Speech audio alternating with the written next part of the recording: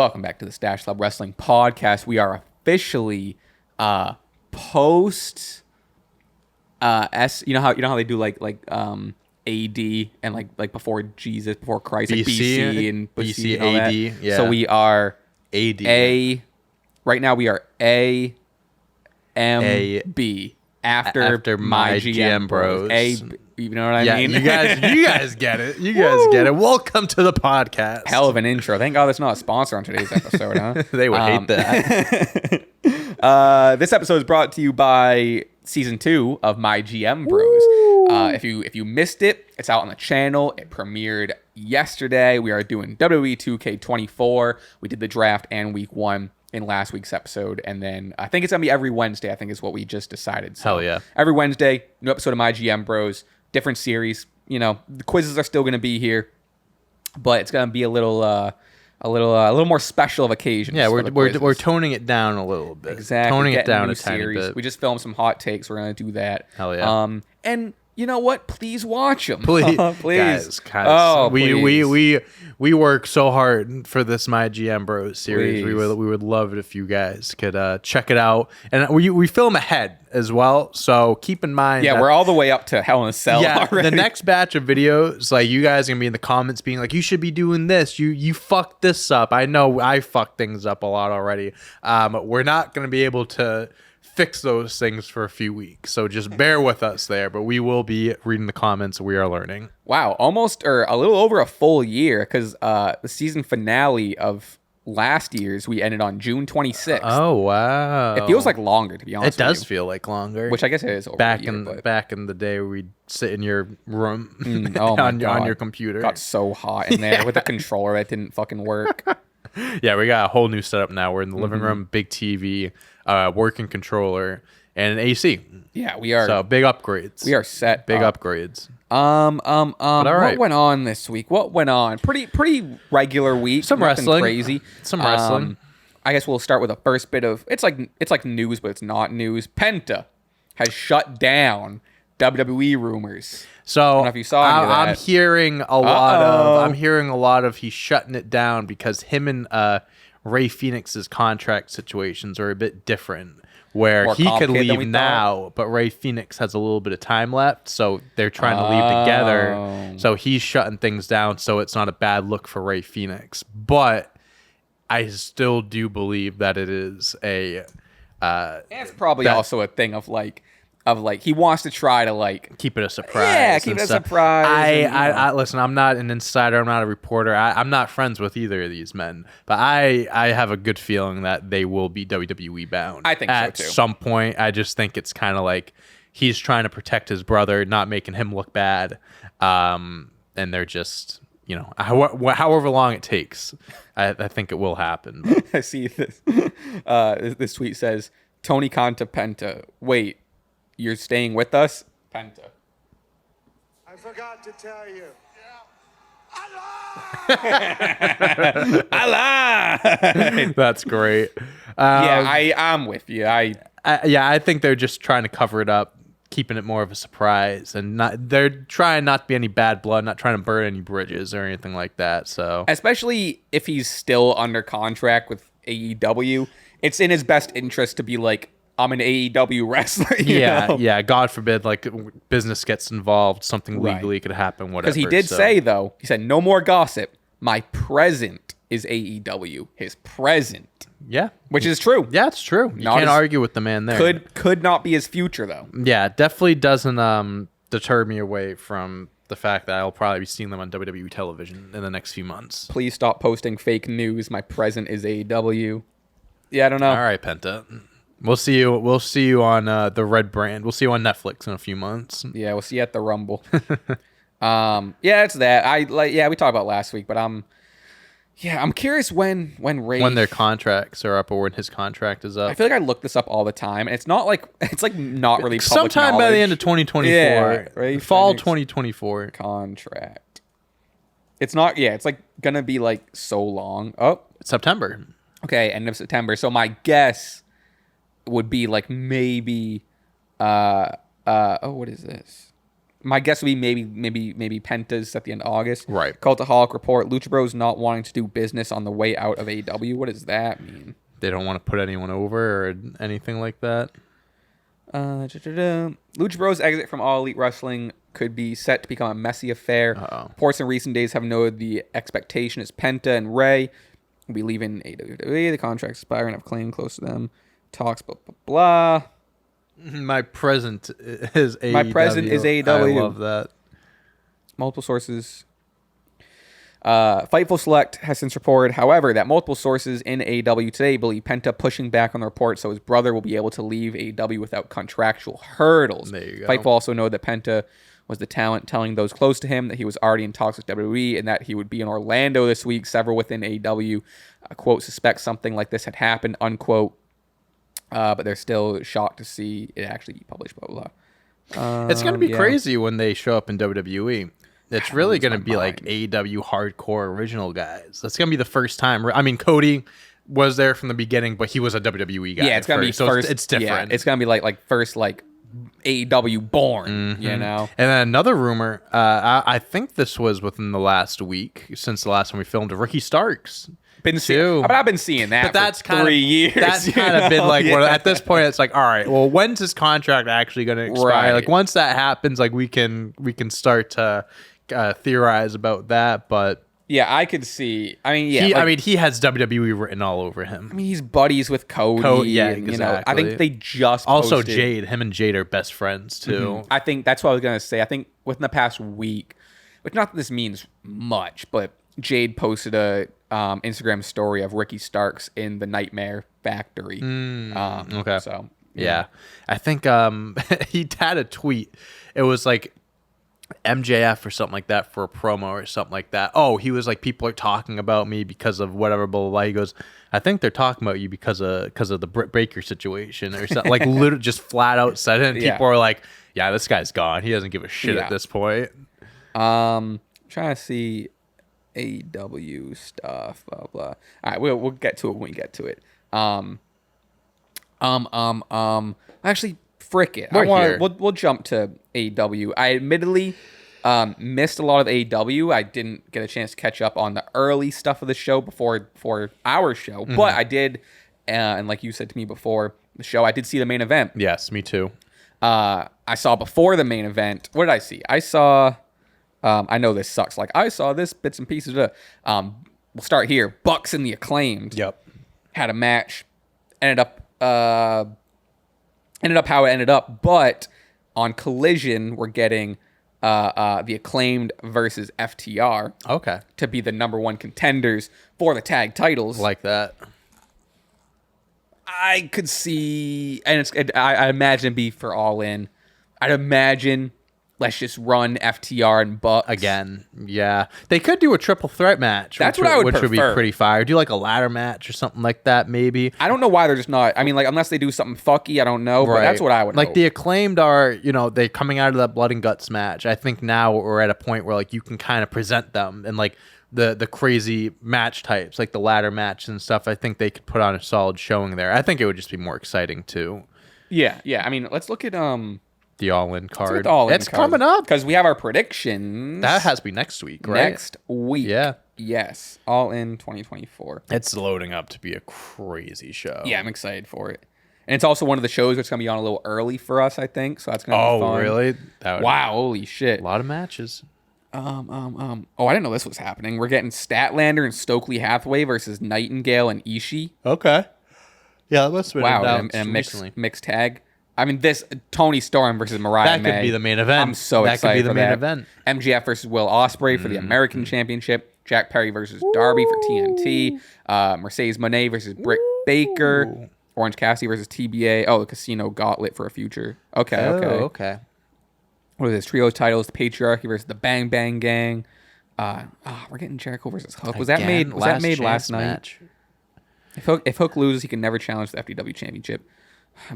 Perfect, honestly. Big loss. Huge loss. Oh, man. I can't believe he can't hold the FTW Championship for the 15th time. I can't challenge for this pretend championship. I can't believe they're going to take him away from the title that no one cares about. and then Bucks versus FCR or the Acclaim. Like you said, I hope it's a triple threat. Yeah. And then Swerve versus Bryan Danielson. I can't say enough good things about Swerve, dude. I fucking love. All right, well, before the main event, did you see the Bryan Danielson video package they had? Oh, dude. Oh my God. Are you crazy? He has to win it all in. He has to. He has to. All this shit that he never wants to win it, blah, blah, blah, blah, blah. I'm not saying that he's bullshitting because I definitely do think he feels that way. But man, suck it up. Have one title win. Just one. It doesn't even have to be super long. Hold on to it till the end of the year. Start it next year. And then you can go into your part-time role, whatever you want to do. Daniel Bryan, he looks so good with the belt, too. Oh, yeah. I was trying to think of the song. Is this Green Day? 1,000 miles. Oh, my and God. Good riddance, right? Yeah, good riddance. I hope you have the time of your life. It's such a good pick, but it's such an obvious pick. Yeah, man. I'll say this. They're doing a really good job at making it like... They're making it very much like kind of like what Priest and Gunther were like. I'm all in the camp of Danielson winning, but they're giving me something to make me think Swerve could win this too. You know what I mean? Because Swerve's been great. I would love him to be the champ for the next year. Like that's how good he's been. But Swerve winning this would be. It would be the highlight of his title run, and to be like in Swerve's title run, he retired Bryan Danielson. That's a monumental win. It's a monumental win. It's a legacy-defining win. Yep. And it sets him up for his whole fucking career. Yeah. But it's the ultimate heel move and all that too. But on the other hand, I don't think in 2 weeks we're gonna see the last Bryan Danielson match. That's what I'm thinking. It's like I think it's too not premature, but like obviously for a while he's been like hinting at like retirement, taking having more of a part-time role and stuff like that. But for this to happen so suddenly, where just a few weeks ago he was like, and if I lose, I'm done. Where it's like if this was hyped up for months or whatever, like maybe then. But I think it's just like. No, I think he needs to have a little bit more time before calling it quits. Especially after this fucking, like, the VO package showing him, like, the ROH days and, like, so much of it, like, highlighting his career. And the fact that it can't get topped off with the AEW championship, it's a perfect storybook ending for him to win the title. And there's just so many other matches for him to still have as champ. Like there's like him fighting Omega again, him having title defenses against some new up and comers, having another match with MJF, Will Ospreay. There's like endless possibilities, and those are all guys that he's had matches with before. But there's like a long list of people that he could have bangers with while having this belt. And then again, you can only have it for 3-4 months, and that's fine. And then drop it, do what you gotta do. I don't think this would happen, but like imagine, like I don't even love this, but on paper it's cool. Like imagine his final match, he loses the AEW championship to his prodigy Wheeler Yuta. I don't think Wheeler Yuta's there, but like I get the vision. Like on paper. Yeah, I get the vision. Which I think that would be the best way for him to go out. If he really, final match, retired, he loses the AEW championship on a big stage versus someone who he's taken under his wing or something. I think 100%. That's like, this would be a great way to go out, but that would be an even better way to go out, Hell, I mean, they could revisit Swerve and Danielson months from now, and Swerve gets the belt back. Yeah, I mean, and they you could can do that. So I would love, like, even like if they did Moxley versus Danielson. Sure, 100%. Claudio, too. That would be a banger match. Listen, again, they're doing a great job at making me believe that Swerve is going to walk out of All In still AEW World Champion. Yeah. But I'd be damned if we don't see that strap around Danielson's waist before he's done. If I had to call a prediction now, I'd go with Danielson. It wouldn't be my most confident. It wouldn't be my 10. It wouldn't be my lowest. It wouldn't be my lowest. Probably right in the middle. Yeah, maybe a little bit higher than the middle, but strategy. Yeah. It's a strategy pick for sure. So we'll be doing those full predictions next week. Stay tuned for that. The SCW Predictions Championship will be online. Yes, it will. But this led into Swerve Strickland beating the shit out of Wheeler Yuta. Yep. We're seeing that heel diabolical Swerve Strickland come back out. And again, this is what I was saying earlier. he looks so like he comes out with the big fucking jacket. He's evil, bro. Has all the confidence and He is swag in the world, evil. and hitting his like he makes his kick finisher look so deadly So with the good. fucking whoop. Coming from like behind and It's like when he so hit Danielson good, with it, dude. bro, it's Yeah. so good. He was like, I want to like cripple you. I want to beat you down in front of your family, your daughter Birdie, and stuff like that. And then he started doing the yes chant slowly. Yeah, where yeah, he's just- dancing in the background with the belt. Hey man, I mean, people were liking Swerve too much. I think in this case, like you gotta have him be the heel in this. No one's gonna boo Danielson. Right. You could do face and face, but like I think it's better Getting in his face where and shit. Swerve is like the cocky, evil champion going into this, and Daniel's the ultimate baby face, as he's always been his career for the most part. I'm sad to see the Swerve title run end. I really am, but if there's anyone that's gonna take it, it's Danielson. Yeah, I agree. I mean, be a and good me and you were moment. talking Ospreay months ago if that was the match at All In, whatever. But like, there's exceptions. Mm-hmm. I would love to see Swerve hold on to it, and I think he put himself in a position that he'll be a multiple time AEW World Champion. But you got to give it to Danielson. Mm-hmm. I just think that's what they have to. Wow. Oh, and technically, because of the DQ, Yuta now has a win over the world champion. That's interesting. True, he can hold that over his head. They could hold that, be like, "Hey, I beat the AEW World Champion. Right. Danielson's the champion." Be like, "I deserve Give me a my match. shot. I deserve Give a me my match." shot. Oh man. All Yeah. right. Okay. That's that. We'll move all the way to Friday over on SmackDown. Cody Cody, starts out the show. what do you want to talk about? What do you want to talk about? I want to talk about Cody Rhodes. He comes out comes out, does his Cody Rhodes talk. Kevin Owens comes down, the Bloodline comes down to beat him up. Kevin Owens comes down with a chair to save him, and then, more importantly, this is what happens. So I don't really care about, don't care about the whatever, the Bloodline tag champs. We'll talk about them later. Yeah. Cody says before Kevin leaves, he goes, "Hey, Kevin, I want to talk to you real quick. Come here. I want to talk to you." Basically says, "I want to face you." This is what we were talking about. Well, this doesn't make sense for the viewers. Hot Takes is going to come out on Saturday. We talked about Cody on Hot Takes. Yep. Yes, we did. He says, "Kevin, you're the one. You're who I want to face at Bash in Berlin." And Kevin comes back and he's like, "I'm not the guy. I don't deserve it. I don't deserve it." You've seen my win-loss record. Cody's like, "Yes, you are." Anyway, I think the match is official at this point. is. Kevin versus Cody. So we're getting that at Bash in Berlin. I love the humble Kevin Owens.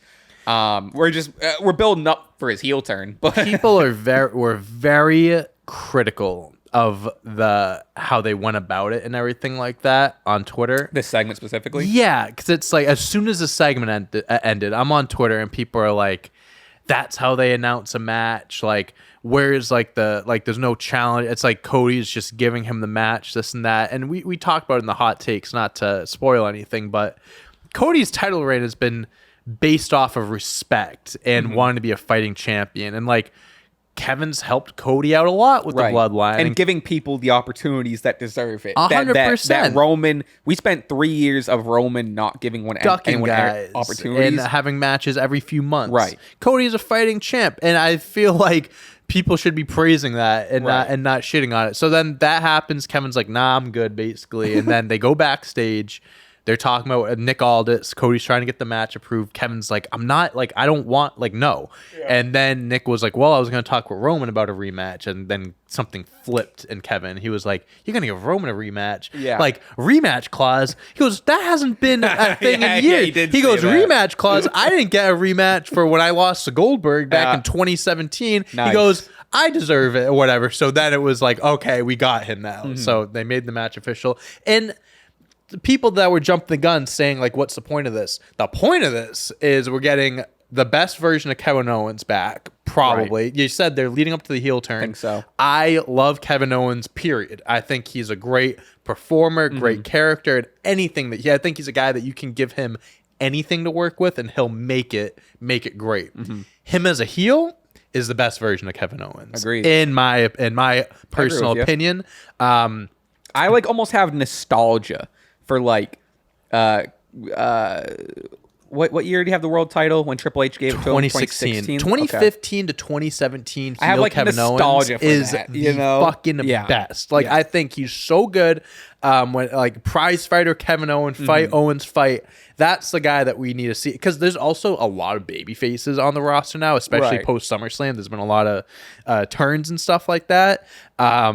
So I think putting him back in this position, and then Cody, it's kind of a cool story of like Cody wants to fight Kevin, but by doing this, he just unleashed the prize fighter Kevin. Like he got a side of Kevin that he really didn't expect or want to get. You know what I mean? Yeah. So I think they could bite him in the ass. I think there'll be a point in the match where like Kevin's way more aggressive than Cody in like, you know, out the gate, and Cody's like, oh shit, yeah, I don't know if this turn will happen before, during, or even after. You know what I mean? But I do think that that's what we're getting to, which I'm excited about. And I think the match, again, the match is every match Cody's had. You can say that the build up to it, whatever.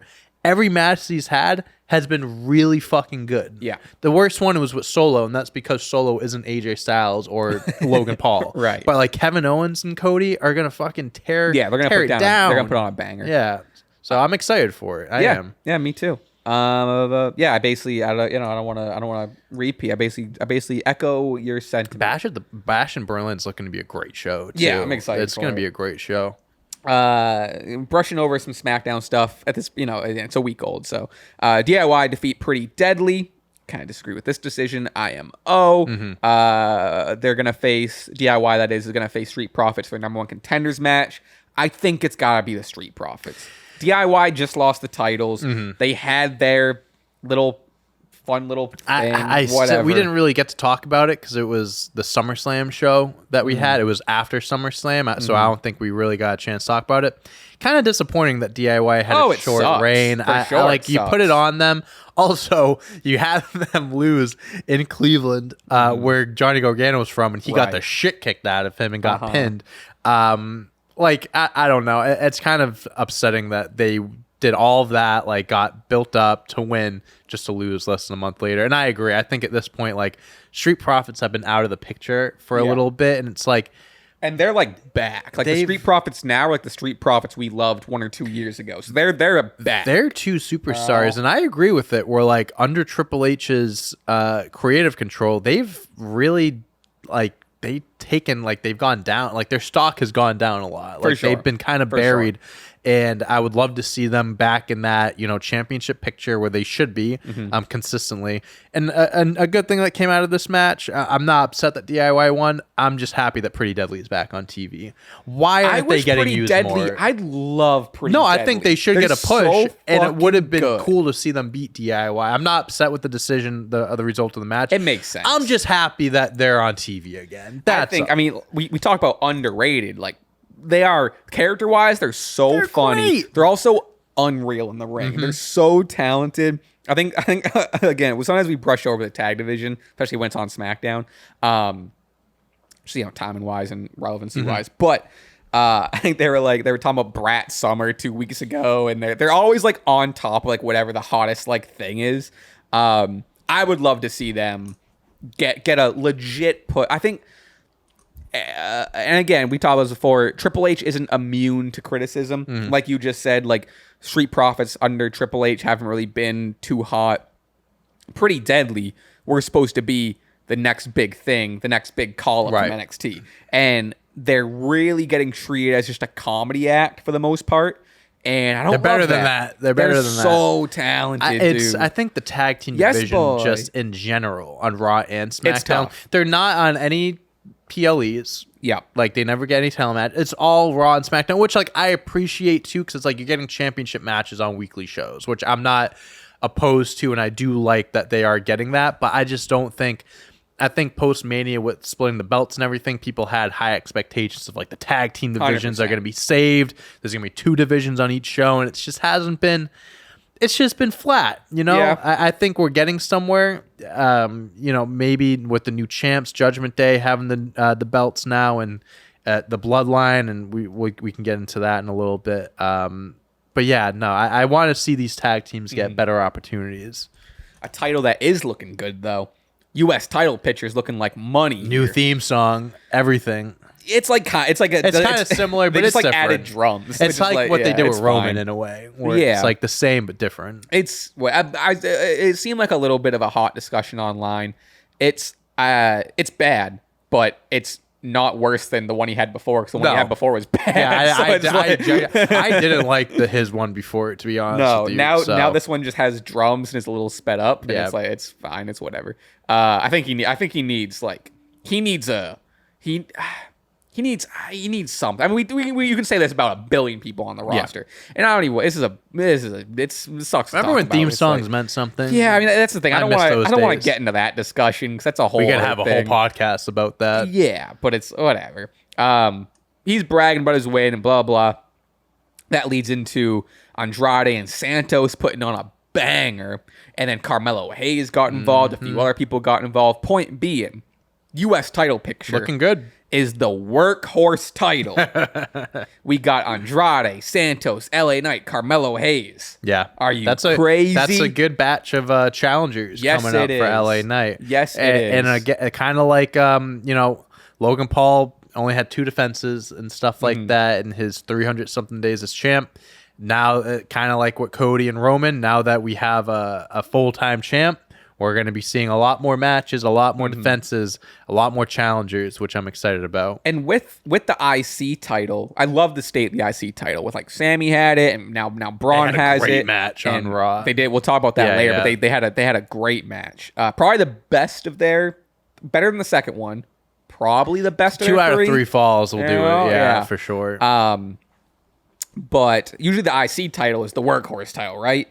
The IC title right now, the story is this unstoppable freak of nature has it, which is fantastic. It's great. But now that gives the U.S. title the ability to be the Workhorse title. But I think that's a good thing. That's all. It's a great thing. Because Gunther did such a great job elevating the IC title where it's like, yes, it was a Workhorse title and all this, but now it's on someone that's dominant, like you said. Now you can kind of focus on the U.S. title a little bit, kind of let LA Knight be the Gunther there and let him elevate it as much as he can. I'm not trying to compare him and Gunther, but I think LA Knight can elevate the U.S. title, and I think he'll be a very respectable champion.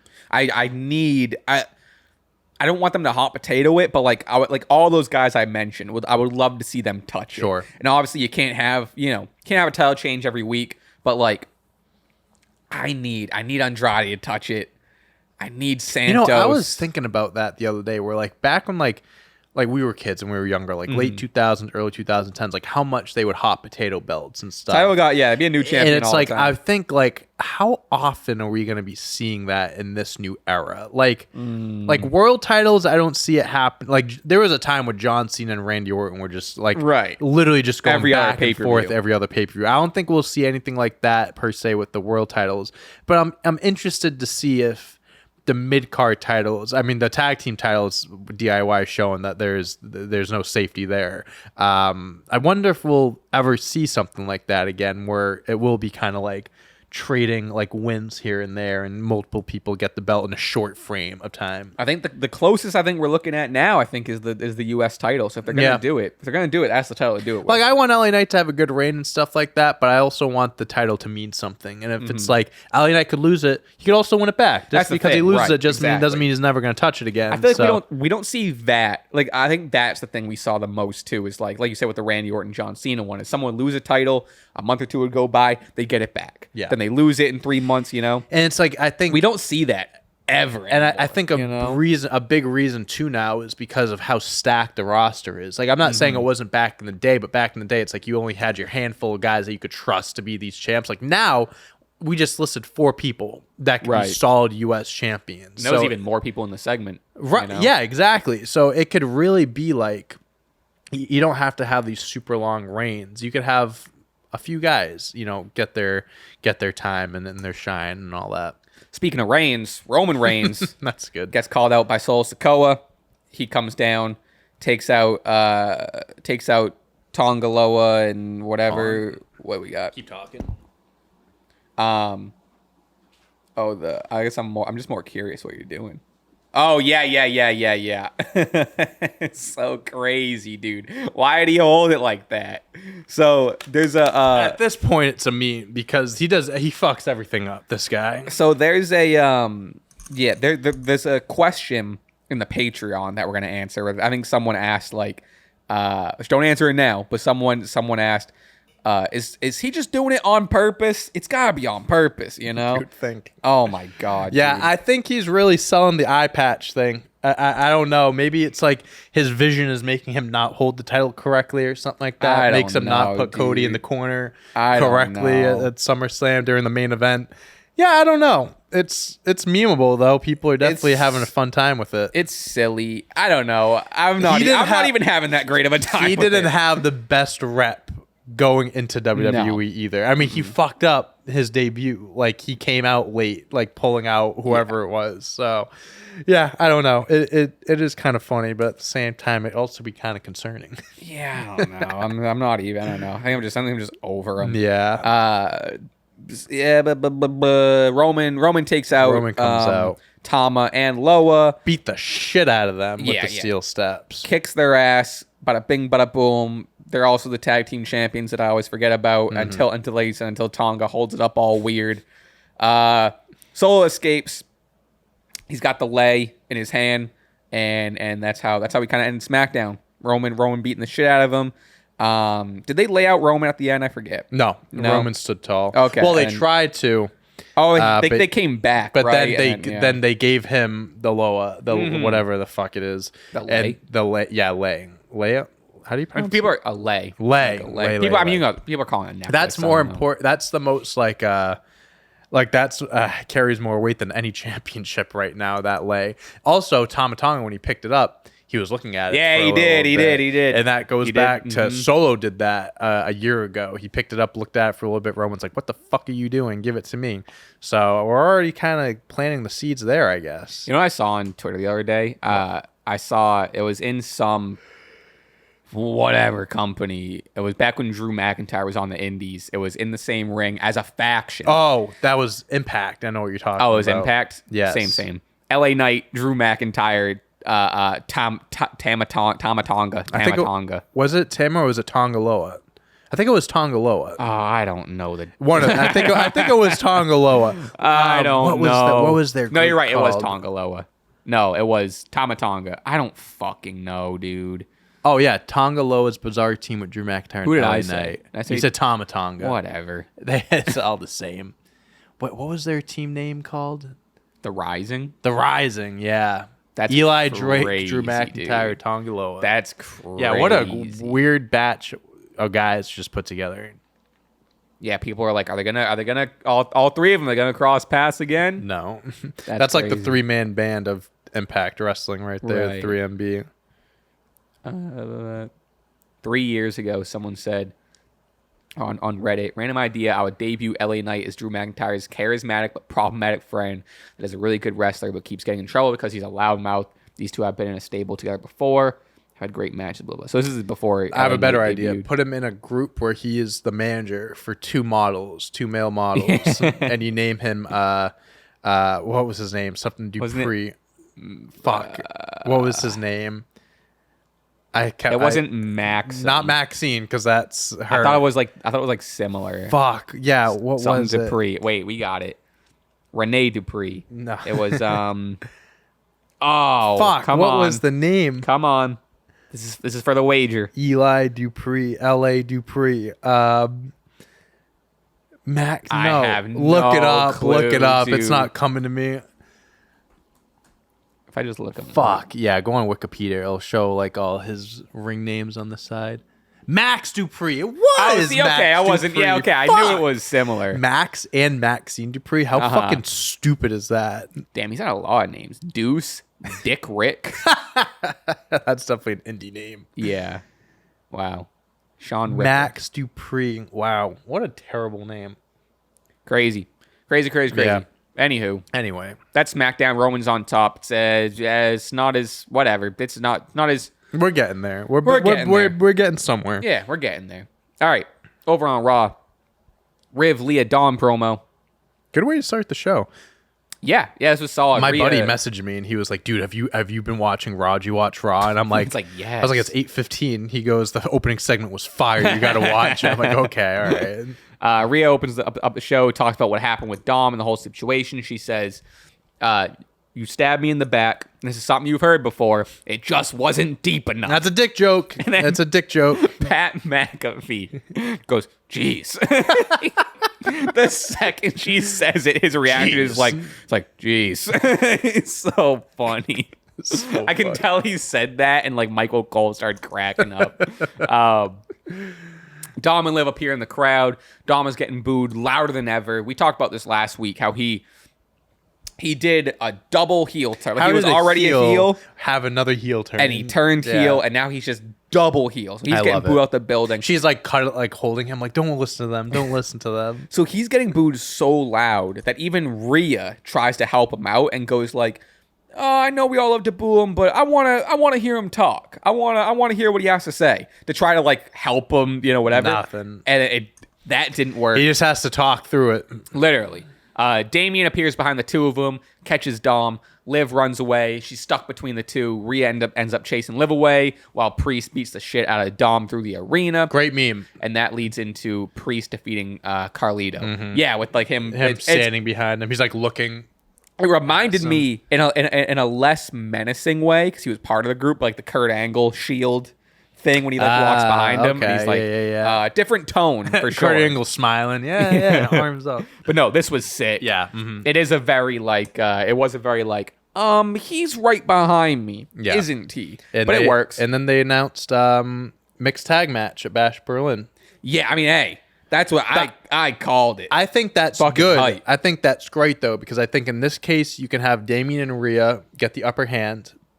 In the case of, like, now, you can do Liv Rhea again, where it's like Liv won the first time, Rhea won the tag match, so you can have your third blow-off match. Yeah. Where that could be, and you can extend blood. this feud without having, like you said, without having a straight up Rhea or Liv loss. 100%. So you can have more story and have more build. And we were talking about like Liv and hot takes about her. Have losing, Rhea pin Dom. Make Fuck that it. happen. Why not? Fuck it. Why not? I saw it came up on Twitter the other day. The Baron Corbin hitting the end of days on Becky. Yeah. And I was like, first of all, that shit was crazy. It was. But I think we're gonna Sold get. it well. I don't know if we're gonna get any Damien versus Liv, right? But I think we're gonna get some Rhea. They're Dom, teasing. She's trying to hit her move on Dom. I think we're leading up to that happening at either in their match or like the Raw before, or something I think like it's that. gonna be crazy. Mm-hmm. The pop will be insane when that happens. We got a 6-man tag. 6-man tag made official with the New Day versus. Jesus Christ. 6-man tag made official with New Day and Odyssey Jones versus Final Testament for next week after Jones' squash match. We got more of this Xavier Woods. Like, he's not happy about it. He's wary. I love every time Kofi's jumping up and down and he'll look at Woods and Woods will be like, "Oh, yeah. And then he looks away. And it's classic. It's fine. It's what are you going to do? We talked about this last week too. I'm solely interested in this Xavier Woods character development that I am like, I don't give a shit. The Final Testament is involved. Yeah. Odyssey Jones looks good. Don't have Woods turn heel and then join the Testament. Like, that would be the stupidest thing ever. I'd be so disappointed. Yeah, man. It'll be heartbreaking to see the New Day break up because they've been together. They've never broken up besides getting split in the roster, in the draft, I guess, with Big E. But seeing that group end will definitely be tough. But hey, if there's one good thing that can come out of it, it's a Xavier Woods solo run. It feels like we're at the point where it's so unfortunate, but it seems like we're at the point of like, I don't think Big E is returning. Unfortunately, and I think we're getting to the point of that becoming more and more reality, or just kind of accepting that maybe. And Kofi and Woods are great. They've tagged before, even when the New Day was in full form. Yep. But just not having E there, it's just not different. the New Day. No, it's not. And I think maybe, and this could all be a swerve, and maybe they stay together and whatever. But I wouldn't be surprised if at this point it's just kind of accepted of like, if E's not returning, the New Day isn't the New Day. Let's break them up. Hey, man. Let's end it. I mean, Kofi solo run would be You know? would be nice to see again. Sure. Same with Woods. Hey, maybe we get the SOS theme song back for Kofi Sure, Kingston too. It's not maybe. Jamaican anymore, but Maybe. maybe they bring that back. It's interesting. It's I don't know. It's interesting what they're doing, but I Yeah. don't know. We'll see. We'll see what happens. We'll see what happens. American Made defeat Alpha Academy. Gable's letting them use the Alpha Academy name. He's like, I don't even need it anymore. Blah, blah, I didn't blah. copyright it. You can have it. My point here is fun. I don't know what they need to do stuff like this more often. Just having like a little stipulation. This is a Texas tornado match. No DQ, Yeah, a little tornado no tags, match. nothing. It just makes something. It just adds, a little something different you don't see on a weekly TV show. A bit more exciting. Ivy Nile attacked Maxine, bringing her back with the Creeds and obviously American Made and whatever. This was solid. While Chad Gable's off in Paris, the Olympics, gives American Made something to do and beats his former team and blah blah. But this is solid. Ivy Nile's back with him. Does what it needed to do. Yeah, I like whatever, it.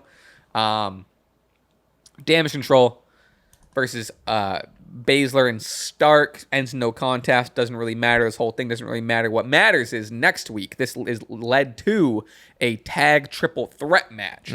Damage Control versus Shayna Baszler and Zoe Stark versus the tag champs of Isle and Dawn. Yeah. Excited. So it's going to be Io and Kairi Sane for Damage Control. Is that going to be the two? Yeah. Because Dakota's out. She tore her meniscus. Oh, yeah, because that would have been that's what Damage Control was during this match. Yeah. So I imagine. Yeah, they said 8 to 10 week surgery she needs on her meniscus. Right? That's Oh, I didn't see that. When did that happen? I think it may have happened during this match. Oh, did it happen during this match? Yeah, they I announced that didn't- she needed surgery yesterday, I think.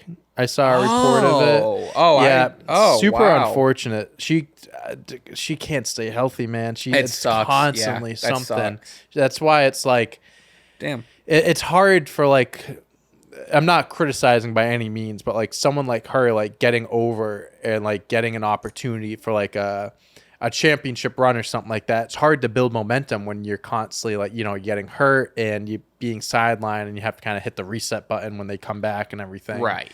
It's very unfortunate. Dakota Kai. Oops, spelled Dakota wrong.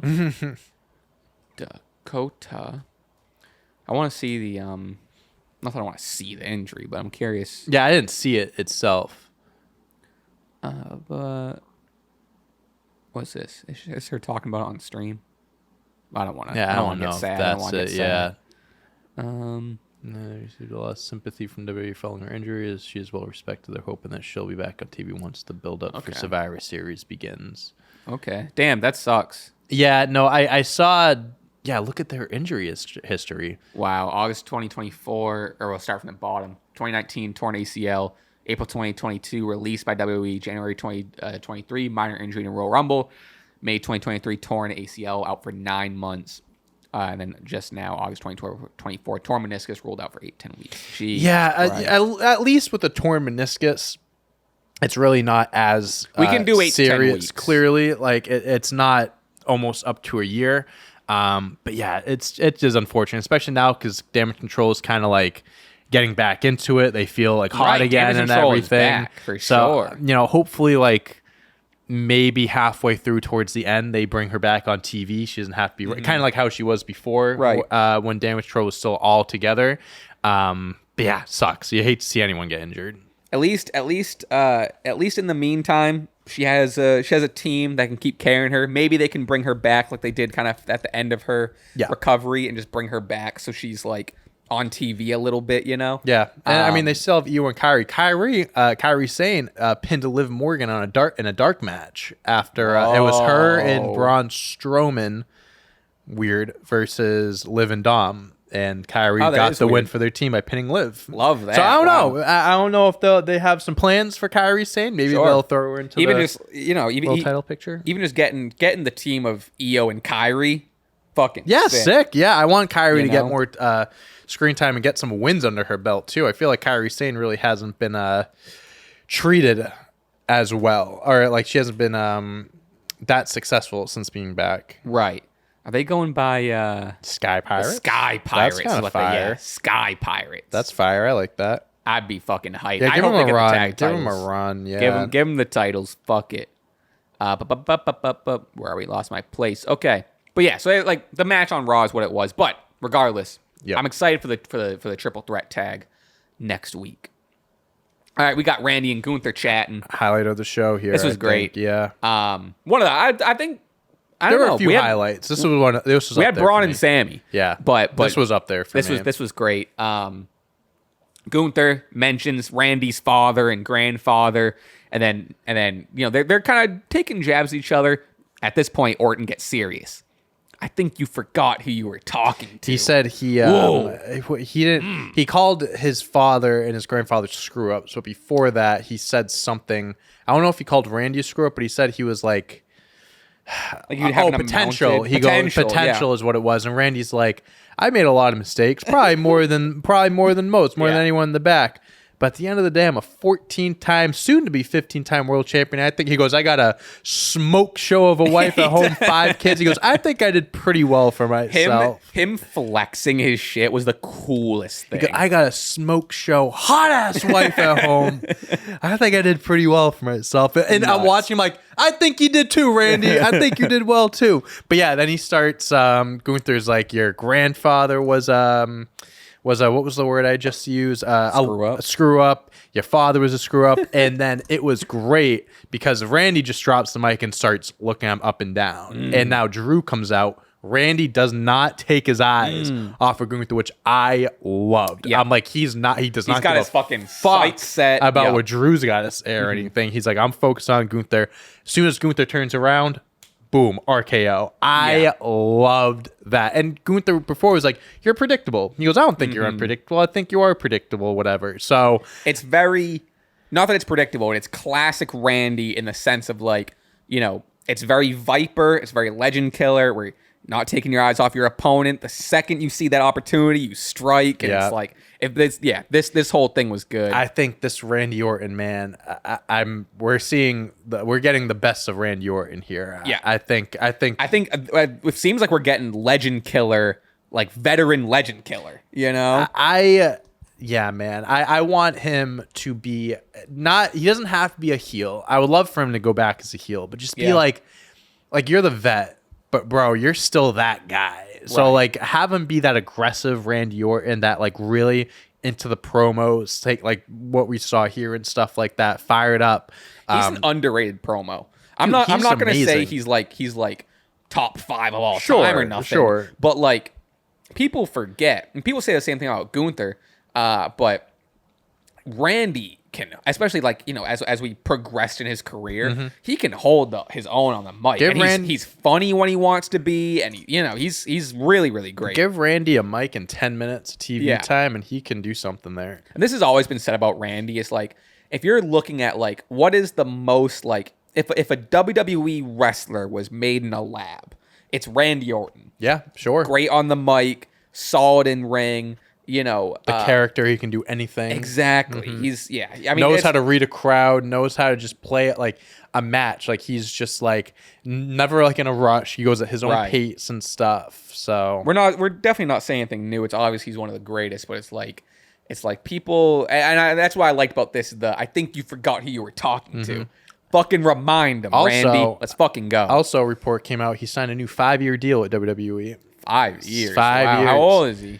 42, 43. Wow. He'll be going until his late 40s.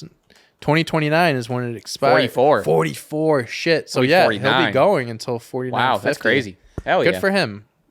And then we'll see him in AEW. Yeah, then we'll see. He'll do the Copeland. Yeah, him and Adam Copeland are gonna rated RKO. He'll go by the name of Randy Keith. Randy Keith. And then in the same segment, like you said, Drew interrupts. CM Punk comes out, attacks Drew, whips him with his own belt. Punk challenges Drew to a strap match. Like it. Different. I like it. They're going to beat the shit out of each other. His back was fucked up, Drew. I don't know if you saw the picture of his back. He has a big back, so a lot of area to whip. I mean, I saw it during the show. I didn't see like a... Yeah, there's a picture. It's pretty brutal. Let's see what we can see here. Oh, there it is. Oh, Jesus. Yeah. That's tough. This tweet is crazy. Drew McIntyre's back shots are cinematic as fuck. What's up? I mean... What's up? I mean... Oh, he still got the bracelet, too. Yep. Tough, dude. His back is massive. Jesus Holy Christ. shit. It's a thick belt, too. big Look at dude. those straps. I know. He's a big dude. Wow. But yeah, that match is going to be sick. So I think it makes They're gonna sense. kill You each give other. him the one. I can see CM Punk going over here, and then you have the Agreed. blow off. I agree. At Hell in a Cell, Bad Blood, Hell in a Cell match. Yep. I think that all roads are leading to that. So yeah, it's exciting. Before the next match, we got Mark Henry and Jacob Henry, friends of the pod, Yes, showing sir. in the crowd. I like they mentioned, which I didn't really connect 2 and 2, but Jacob is an NIL recruit. Yes, he is. Yeah, because he's currently at Oklahoma Mm-hmm. for wrestling. Actually, I reached out to him after yeah? he announced that he signed. We went back and forth Nice. a little bit. I was like, "Congrats, man!" He's like, "Yeah, it's gonna be a little bit, but like, I'm excited." So no, shout out to Jacob Henry for this opportunity. Yeah, good guy. Excited. Great guy. Good guy, good family. Like I said, we met Jacob at WrestleMania Philly. weekend Yep. in Philly. So yeah, if you're listening to this, shout out Jacob. Shout out to you, Jacob. Hell yeah. Good luck, man. All right, Bronson Reed defeats The Miz. I don't know if this was this week. I think it was last week. Maybe it was this week where R-Truth is like, I got you a match or something like that with like Braun or like whatever it was. And he was saying it was someone else. And he was like, you mean Bronson Reed, the one that almost killed Seth Rollins? And then Randy comes in and he goes, That was right before this. Oh, was yeah. it? Okay, Yeah, it was. He goes, oh, Bronson Reed, the guy that almost killed Seth Rollins last week or something like that. He's Super like, funny. You're The Miz. You're one of the most decorated superstars. You're a Two-time Grand Slam champ. You got this. You got this. And this is what we were saying about Randy, how funny he is. He leaves. Truth's like, you really think he's got it? No. Oh my not at God, no. So they have their match. It's solid. My takeaway about The Miz here, man, I miss Prime Miz. I miss 2016 Miz. I think we're getting heel Miz again soon. That's what we're need, definitely dude. getting seeds. We need it. We're you definitely know? getting seeds where Miz is kind of getting fed up with R-Truth, costing him matches, putting him in a match with Bronson Reed. Right. I think it was like him and Truth came together. Miz was like, I'm kind of looking at it from like his heel perspective. When like it happens, he'd be like, he was popular, so I jumped on him. I took advantage of it. Like we won the tag team belts, whatever. But now it's like you're worthless type of thing. And I think we'll eventually get that feud, which will, if it brings back heel Miz, then I'm not going to complain. I hope so. I want him to cut those like cutthroat, those cutthroat promos again, and like for whatever. sure. Yeah, face Miz, like it served its purpose, and it's not his first time being a face. Right. But at the same time, it's like, again, like he's not a terrible face, but his best work is by a mile and a half as a heel. And we could use some of that in WWE, especially like with their leaning off of the PG-13, PG-14, or TV-14, whatever. Like they're getting a little more, especially going into Netflix. Oh, like you can have The Miz pop up. I'm The Miz, and I'm fucking awesome. Like, yeah, I want that. And again, I mentioned earlier, there's so many faces now, Right. so it's like bring back those, And the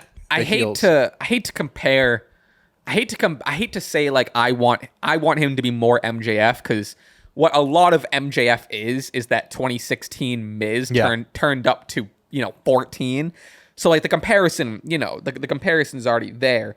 But now like MJF has that torch, and I think The Miz can take some of that back. I don't know. I think there's potential. I feel like we've had this conversation before where For it's sure. like, given the opportunity, he still is one of the best on the mic, in ring. Dude, Like, in ring, he's great. He still can go. Like, Yeah, he doesn't absolutely. have to be like, I don't know what the word I'm Watered thinking down, of. maybe? Watered down, but like he doesn't have to be stuck in tag team divisions doing Yeah. comedy acts or nothing. Like, he can still be taken very seriously. Yeah. And yeah, I mean, that's what we got from him and Gunther. That's what I was trying to think of, the feud, because that kind of brought that back out of him. I think we can see that more often. I agree. So Bronson Reed ends up doing the same thing he did to Seth with like the multiple splashes. Didn't hit nearly the same for me as last week.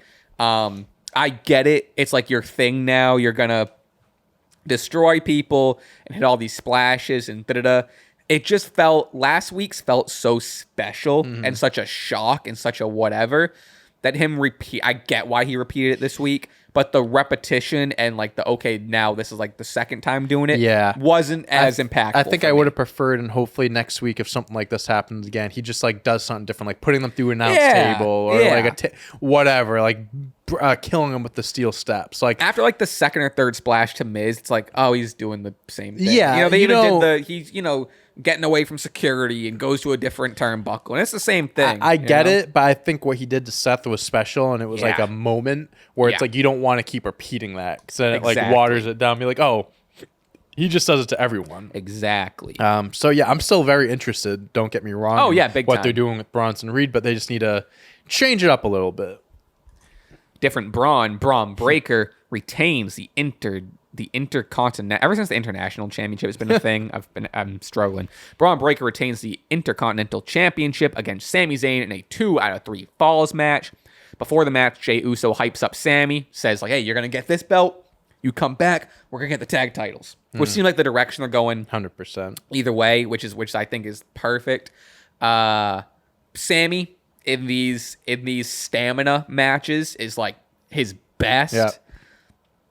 First a haluva kick gives Sami the first pinfall. 2 spears in a row gives Bron Breakker his pinfall to tie it up, and then a really good mid-air spear almost cuts him in half. Gives Braun the W, dominant W. That's how you close the show. No one else runs out. It's Bron Breakker on top. This was fantastic. Yeah. This was great. Yeah, like I said, it was probably great. their best match. Yeah, bet 2 out of 3 falls. And it's gonna help. It's a sucker. You know? I'm a sucker for matches like that, Especially with Sami. That's why I'm with the stamina matches. Is he's so like he's always gonna be that like underdog, smaller guy. Yep. So it's like having like one against him or him like by the end of the match being drenched in sweat. It's just perfect for him. Great know? for his character. Yeah. It's like that Rocky underdog Right. feel. So, but yeah, man. Hey, Braun looks great start to the Bron Breakker title reign. I think this kind of takes Sami out of the picture. Now we can for move a while. on to the next. Now he'll be in the tag next team. person. Yep. They were saying that it could happen at Bash at Berlin, the tag team championship match. I don't know if I don't think they should put the belts on them too soon. No, give us some build. Let give us some Judgment want. Day do their thing. Yeah. I do think it'll be a thing where like Damian costs Finn the belt, whatever. Right. But like, let them do their thing really quick. And we're still, again, we're looking ahead to the future. Nothing's confirmed, but like Survivor Series, OG Bloodline, New Bloodline, we're still a few months from that. So like, you could have them win the belts a little closer to Survivor Series. And I want to want Jay and Sami get the titles. I don't want it to feel forced. I don't want to be spoon fed it. I don't want to be just make them earn it. I want to want it and give me some time to want it and anticipate it. Yeah, don't That's be what like I want. on Raw. Don't be like, oh yeah, we have a Jey Uso versus and Sami Zayn versus Judgment Day for the tag team belts. Like right away. Like no, build up to it. Have Sami and Jay have more like segments. Let them have a few matches together to like get to the point where they're deserving of a tag team match.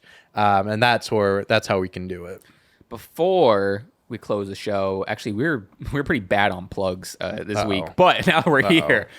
This was today's free episode. Yes, it was. If you want to re-listen to today's episode ad free, and more importantly, you get a weekly bonus additional episode where we go for about another 40 minutes to an hour we talk about wrestling, we talk about other stuff, we talk about movies. Go to patreon.com/Stache Club Wrestling for $5.99 a month. You get the whole catalog of archive bonus episodes, and you get first access to the new merch we're releasing on August 22nd. Woo! That's Dante's t-shirt. The back of it has the Bash at the Stash thing on it, as well as we have koozies in white and blue. A little summer release to get you through the end of summer, those last couple of beach days.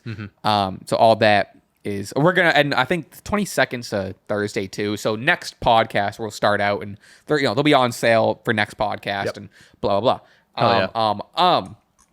Last thing I wanted to mention, I was trying to mention before on the main show, but I went to another indie show this week. Okay. I went on Saturday, this thing called Two Tribes.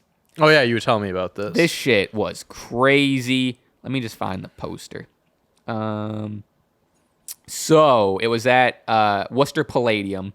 So it was at this crazy place to have a wrestling event, bro. So think of like the House of Blues, but like smaller. Yeah, and that's no, I've been to Palladium before. Oh yeah, okay. Yeah, no, I'm just like just wouldn't have imagined you'd have a wrestling event there. Shit cool. Was crazy. They did So they did. It was a half rock festival, half wrestling. Yep. So they do 2 matches, then a band would go on for a half hour. Oh, 2 matches, then a band would go on. Gotcha. It's not like one half wrestling, the Right. other half. And they had the ring set up like in the pit. That's cool. It was fucking cool. Oh, that is cool. So they had, again, shout out friend of the pod, TJ Crawford. He lost to Cruel for the IWTV Championship. Banger match, great match. Megan Bain was also in action. She looks great. The main event was Dijak versus Alec Price. Mm-hmm. I mean, Dijak's Dijak. Dijak has been great on the indie scene. I talk up this Alec Price kid. I shouldn't call him a kid, but this Alec Price guy. He's unreal. He did this thing where he dove outside the ring, like over the barricade, and then did this thing where he like stepped on the barricade. He went from barricade to rope into like this crazy like DDT thing on Dijak. That was good. A couple other matches that I unfortunately forget, but those were the highlights. Mm-hmm. And then, but there was one match. I should have gotten the names, but there was one match. It was very like pop punk, kind of like almost hardcore sort of music. And this singer at the end, he goes, "You know what? This is the worst crowd I ever performed in front of. Worcester sucks." Da da da. And then all of a sudden, 2 wrestlers come out from behind him. Oh, that's great. And they get into it, and like a wrestler also like joined on, and he played bass for the fucking band. So anyway, long story short, that led into them all fighting and bleeding into the ring, and that started a tag team match with the lead singer of the band and a wrestler versus like a tag team. That's great. And this dude, whoever this lead singer was, he was fucking good. Yeah. And he was the lead singer, so he's screaming for a half hour. He did a half hour set and then led into like a 15-minute match. That's awesome. Unreal. That's cool. And like I said, you could tell like it's similar to our involvement where it's like, oh, who would have thought these guys would have been in the ring? But this guy, you could tell this guy's been training. Yeah. For this guy's been doing this for like a couple years. That's cool. And he was nice in the ring. But I wanna see if I could get, just to give people the love they deserve before we get out of here. Come on, give me a. Okay, hold on. Okay, Here we go. boom. Let's see. Who did I see? Megan Bain and Janai Kai. Like I said, Cruel and TJ Crawford. Aaron Rourke and Anthony Green, I missed. I think they were on the show, but those 2 are always highlights. Dijak and Alec Price. If I can get a couple of the band names, that'd be great. But I think I might be asking for too much at this point. Oh, here we go. Actor Observer was the headliner. Have Fun was great. It was either Always Grounded or Dead Weight was the one that had like the band member that played Ring Pop, Infinite Alien. I'm not a big hardcore music person. I like pop punk. Yeah. And I like some like punk stuff and some rock stuff. But it was a good time. So I wanted to Hell yeah. give a shout out to and that was Beyond Wrestling with Wrestling Open that put that on. So Shout out to them. Shout out to all the performers. Good show. Everyone that was involved. Good show, good stuff. Okay. We'll get out of here. We're going to go over to the after party here, over to Patreon. Again, patreon.com/Stache Club Wrestling to continue listening, to continue chatting. There's going to be a preview after we sign off. But with that said, thank you for joining us. Again, keep your eyes open for the merchandise. Follow us on everything so you don't miss that. Oh, and what else? And what else? I think that's it. I think that's it. Please watch my GM Bros. Please, for the love of God. Episode 1 of season 2. It's the draft. Is out now. It's the draft and week 1. People have been liking it. So that's been great to see, and that's going to be every single Wednesday. Yep. Okay, now we'll let you go. Bye. Thanks for tuning in. See you in the Goodbye. after party. Boom. Peace. I'd hate him. I would never be friends with that Ryle. guy. His name's Ryle Kincaid. A neurosurgeon too. Fuck off. him. Jesus Christ. Him and Orton. I think you do give him the IC title. This one I got beef with. Oh no. I saw Trap. Oh no. Was it not good? Shit sucks. No. Ass. Really? Needs to face Cody. Oh, Cody 100%. versus Cena is fucking. That would be money. we'd be robbed Yeah. if we didn't Needs see to that face match. Cody.